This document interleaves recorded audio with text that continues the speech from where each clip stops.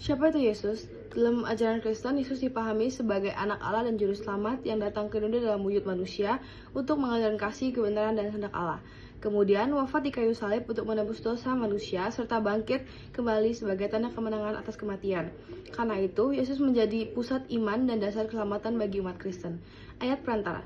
Kisah Para Rasul 3 ayat 15. Demikianlah ia pemimpin kepada hidup, telah kamu bunuh, tetapi Allah telah membangkitkan dia dari antara orang mati, dan tentang hal itu kami adalah saksi.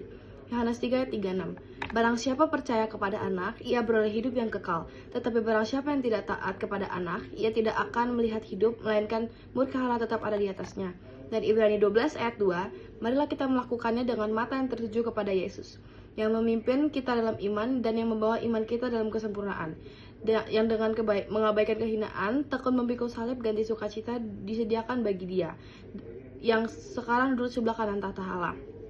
Alasan Yesus pribadi kedua. Dalam ajaran Kristen, Yesus disebut pribadi kedua Tritunggal karena ia adalah firman atau anak Allah yang sejak kekal berrelasi dengan Bapa, sehingga meskipun Allah satu, ia hadir dalam tiga pribadi, Bapa, Anak, dan Roh Kudus.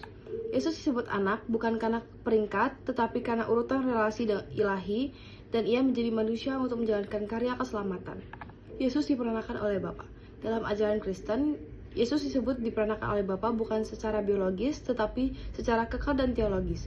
Artinya, ia selalu ada bersama Bapa dan kekal, memiliki hakikat yang sama, dan istilah ini menegaskan bahwa ia diperanakan bukan dijadikan, menunjukkan relasi dekat antara Bapa dan Anak dalam Tritunggal. Alasan Yesus kekal. Dalam ajaran Kristen, Yesus kekal karena ia adalah anak Allah, firman yang selalu ada bersama Bapa sejak kekal, bukan ciptaan, sehingga keberadaan dan karya keselamatan mencerminkan sifat ilahi yang kekal. Yesus perantara dan mediator. Dalam ajaran Kristen, Yesus disebut perantara dan mediator karena ia menjadi penghubung antara Allah dan manusia. Melalui hidup, ajaran kematian, dan kebangkitannya, ia menebus dosa manusia dan menyampaikan kasih serta rahmat Allah, sehingga umat dapat mendekat kepada Tuhan dan menerima keselamatan melalui iman kepadanya.